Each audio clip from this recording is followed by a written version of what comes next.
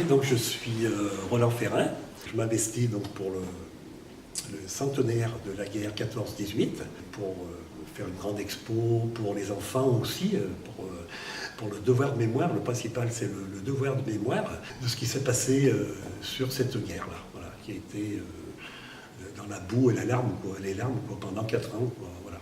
Donc si je parle de mon repère, donc, il était né en 1889, donc il est tombé donc, au moment de la guerre 1914. Il était dans les premiers qui étaient pour partir. Il est d'abord allé dans les Vosges. Donc dans les Vosges, c'est là où les fronts étaient le plus forts. Et puis là, beaucoup de ses camarades étaient morts, mais lui, bon, il a été blessé. Et quand il a été blessé, il a été envoyé bien sûr en Allemagne, en camp dans les mines de sel, à Stuttgart. Et là, donc, il est resté 4 ans à travailler. Et donc, voilà, il nous en parlait quelquefois. Il ne racontait pas trop comme ça se passait parce que des souvenirs, des fois, on n'aurait même pas cru les conditions où il vivait. Cet anniversaire de la guerre 14-18 me permet de ressortir des documents qu'il avait de l'époque, des lettres, des cartes postales, les courriers qu'il faisait bien sûr à la famille.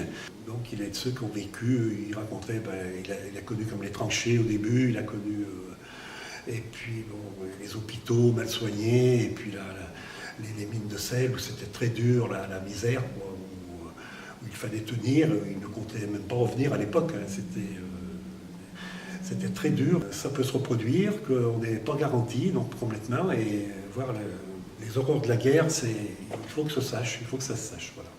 Alors, mon grand-père était donc cultivateur à Péage-Roussillon.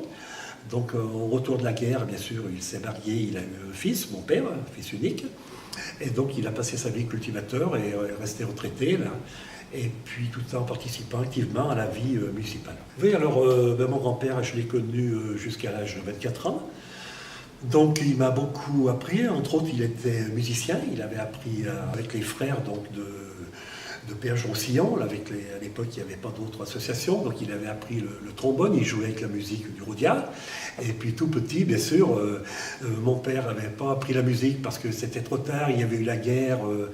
Et donc, il s'est reporté sur moi pour bien m'enseigner la musique, me donner un bon niveau.